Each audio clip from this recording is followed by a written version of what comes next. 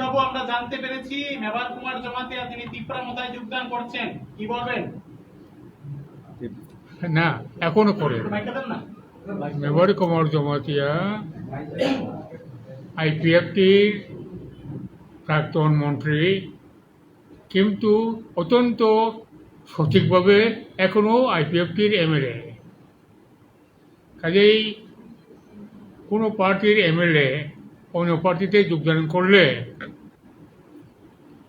Anti defection law 10 schedule of the constitution of India এটার আওতায় পড়ে। কাজেই মেবার কুমার জমাতিয়া পার্টির এমএলএ, আইপিএফটি এমএলএ এখনো আছে, আশা করি থাকবে।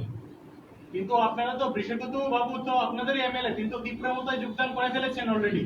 হ্যাঁ, বৃষকেতু দেববর্মা আপনাদের এমএলএ ছিল, তিপ্রামতায় যোগদান করে ফেলেছে, এখনো তো তিনি চলছেন, ওনার তো এখনো কিছু হয়নি।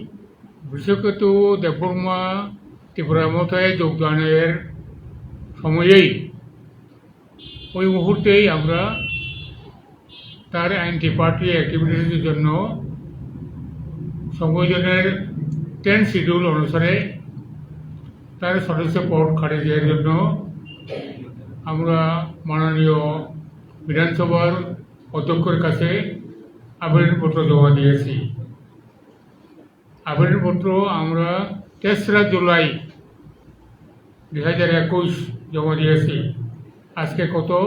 25শে জুন, তার মানে 1 বছর। কেন দেরি হলো এই উত্তর আমাদের কাছে জানা নাই, এই উত্তরটা অধ্যক্ষ মহোদয়ের কাছে। সেও প্রশ্ন হচ্ছে আপনারা সরকারের শরিক দল, 2018 সাল থেকে আপনারা তিপ্রাল্যান্ডের দাবি করে আসছেন, এর আগে থেকেও এখনো পর্যন্ত সেই দাবি পূর্ণ হয়নি সরকারে থেকেও। আপনারা মনে করছেন যে 4.5 বছর হয়ে গেল, সে দাবি কি পূর্ণ হবে আপনাদের?